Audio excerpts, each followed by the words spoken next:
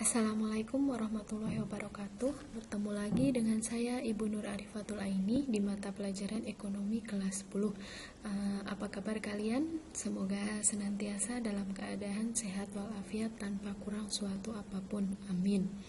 Nah, sebelum dimulainya pelajaran, mari kita awali dengan membaca doa bersama-sama sesuai dengan agama dan kepercayaan masing-masing.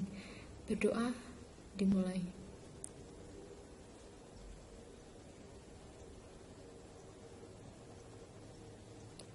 Berdoa selesai. Nah, di pertemuan yang lalu kita sudah membahas tentang peran pelaku ekonomi ya. Di situ ada kegiatan ekonomi yang kita bahas, pokok bahasan yang kita bahas yaitu kegiatan ekonomi.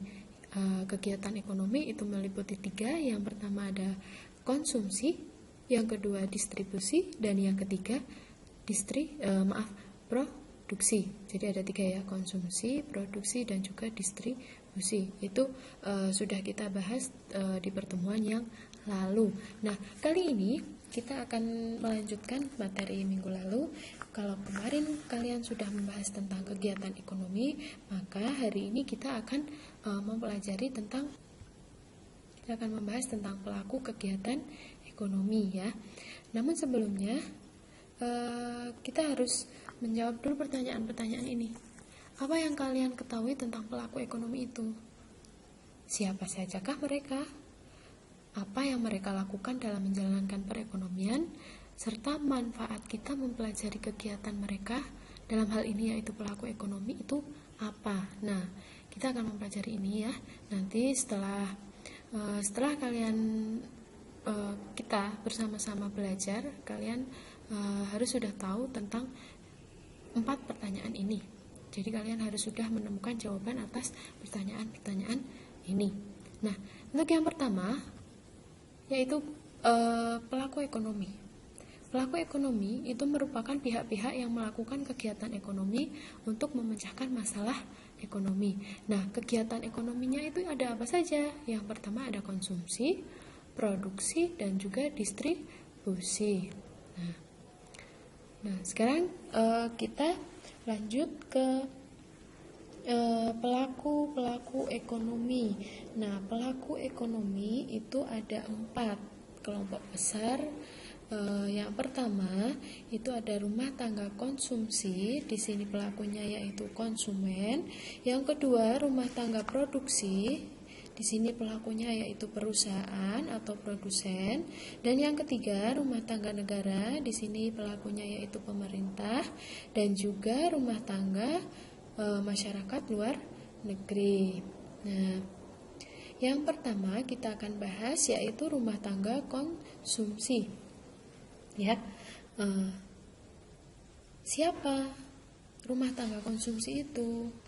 Rumah tangga konsumsi itu bisa berupa orang perorangan, kelompok orang, atau juga bisa berupa lembaga-lembaga dan badan-badan. Nah, rumah tangga konsumsi di sini yaitu menyediakan tenaga kerja dan tenaga usahawan ya.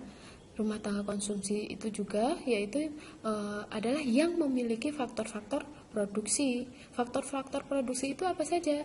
Yaitu ada tenaga kerja, alat modal, sumber daya alam, tanah, dan juga bangunan. Itu adalah faktor-faktor produksi.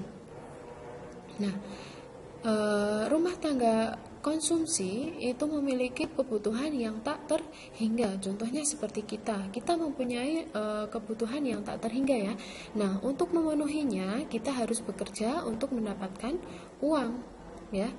Nah, maka dari itu di sini rumah tangga konsumsi itu harus memenuhi kebutuhannya, harus bekerja untuk mendapatkan uang untuk membeli barang dan jasa. Nah,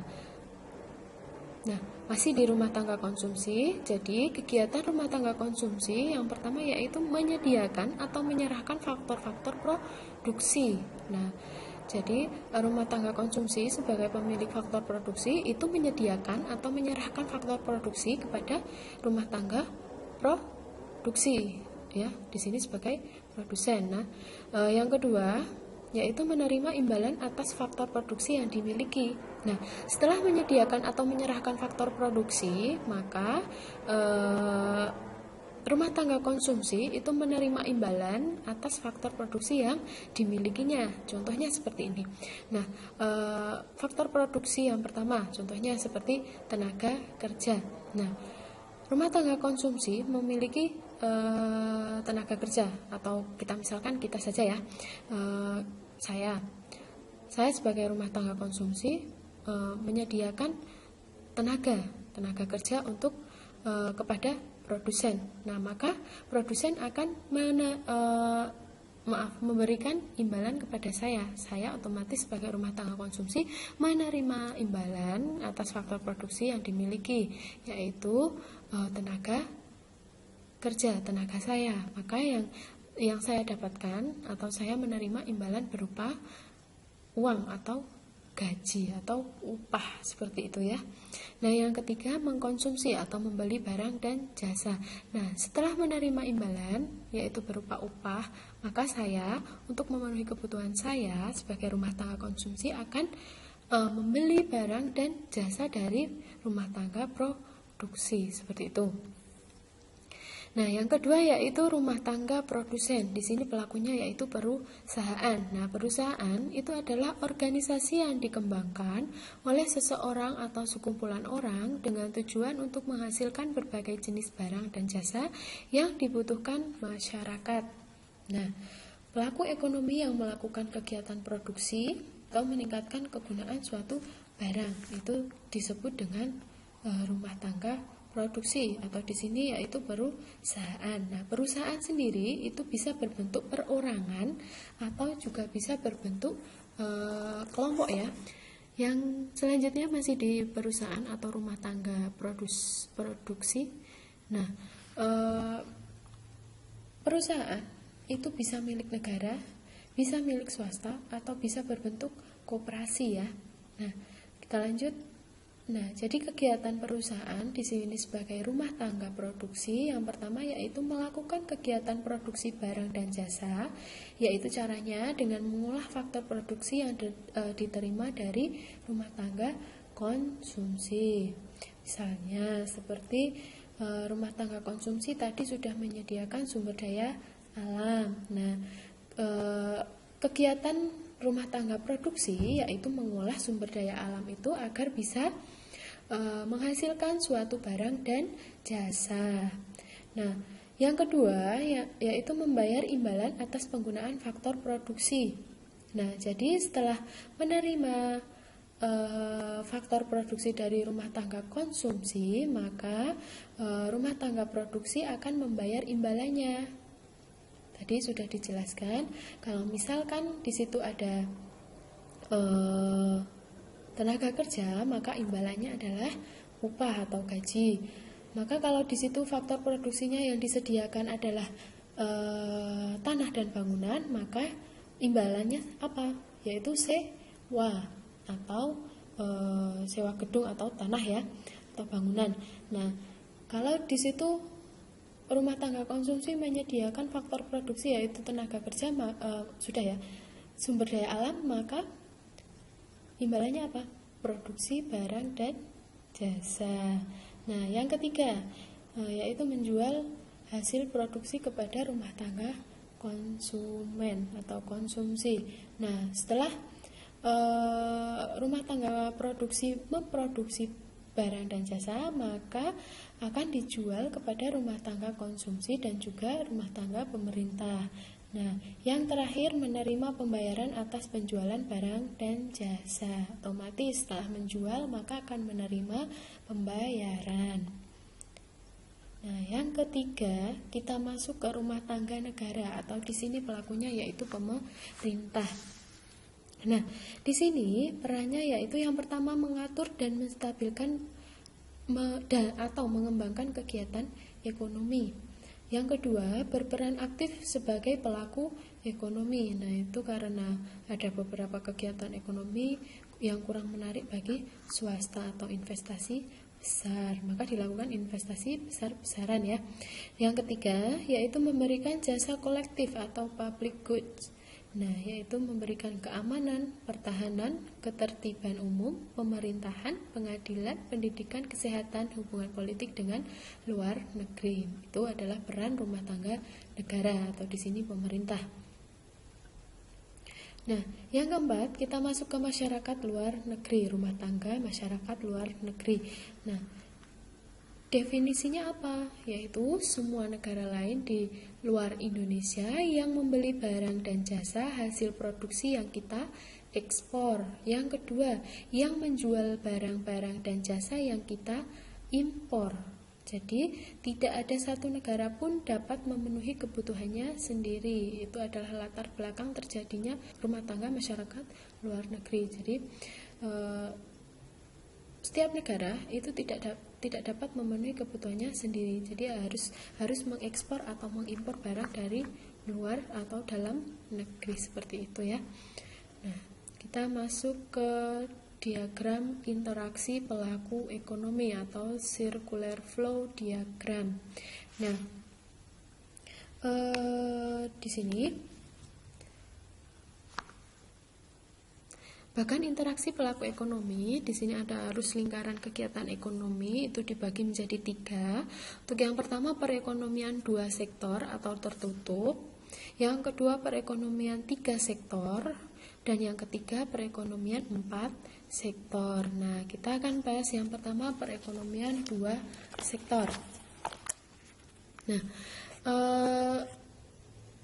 perekonomian 2 sektor itu adalah kegiatan ekonomi sederhana yang hanya dilakukan oleh 2 sektor pelaku ekonomi, yaitu rumah tangga produksi atau RTP dan juga rumah tangga konsumsi atau RTK. Nah, di sini gambarannya seperti ini ya. 2 pelaku ekonomi itu hanya ada RTK, RTP. 3 pelaku ekonomi RTK, RTP ditambahkan dengan rumah tangga negara. Yang ketiga 4 pelaku ekonomi itu ditambah lagi masyarakat luar negeri. Kita akan bahas yang pertama, yaitu peran perekonomian tertutup atau 2 sektor. Nah, kegiatannya hanya dilakukan oleh 2 pelaku ekonomi, yaitu rumah tangga konsumen dan juga rumah tangga produsen. Maka diagramnya berbentuk seperti ini. Nah, di sini ada rumah tangga konsumen dan di sini ada rumah tangga pro. Maka kita bahas satu persatu ya. Rumah tangga konsumen tadi sebagai pemilik faktor produksi itu akan menyerahkan faktor produksi kepada rumah tangga produsen. Nah, sebagai timbal baliknya, maka rumah tangga produsen akan memberikan pendapatan konsumen berupa sewa, upah, bunga, dan laba kepada rumah tangga konsumen. Nah, ini jika di sini terjadi demikian, maka di sini adalah yang terjadi put atau 2.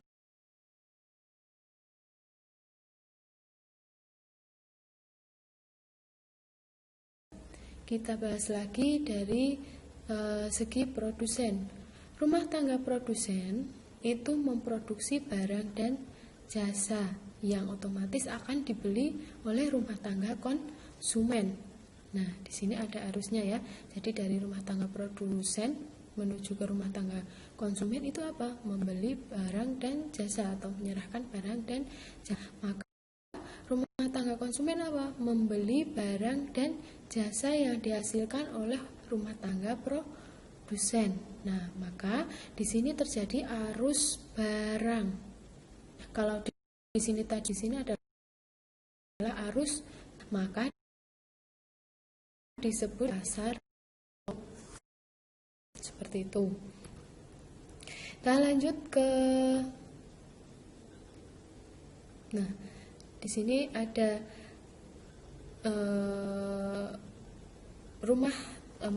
tiga pelaku ekonomi ya, kegiatan ekonomi dengan campur tangan pemerintah. Nah, di sini pelakunya ada 3 tadi, rumah tangga konsumen, rumah tangga produsen, ditambah dengan rumah tangga negara atau di sini pemerintah. Nah, di sini ini yang tadi ya, kita lanjutkan ke tambahannya. Di sini ada rumah tangga, maka kaitannya apa dengan rumah tangga konsumen dan produsen? Nah, di sini rumah tangga negara akan memberikan subsidi kepada rumah tangga konsumen dan juga rumah tangga produsen. Nah, maka timbal baliknya rumah tangga produsen dan rumah tangga konsumen akan membayarkan pajak kepada rumah tangga negara. Nah, di sini akan terjadi timbal balik antara tangga negara, rumah tangga konsumen, dan juga rumah tangga produsen.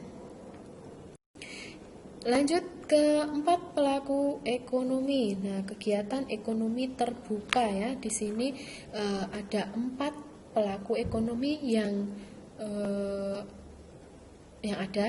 Yang pertama rumah tangga konsumen, rumah tangga produsen seperti tadi yang pertama, ditambah rumah tangga negara seperti yang 3 pelaku ekonomi, dan ditambah lagi yang masyarakat luar negeri. Jadi ada 4 dan 4.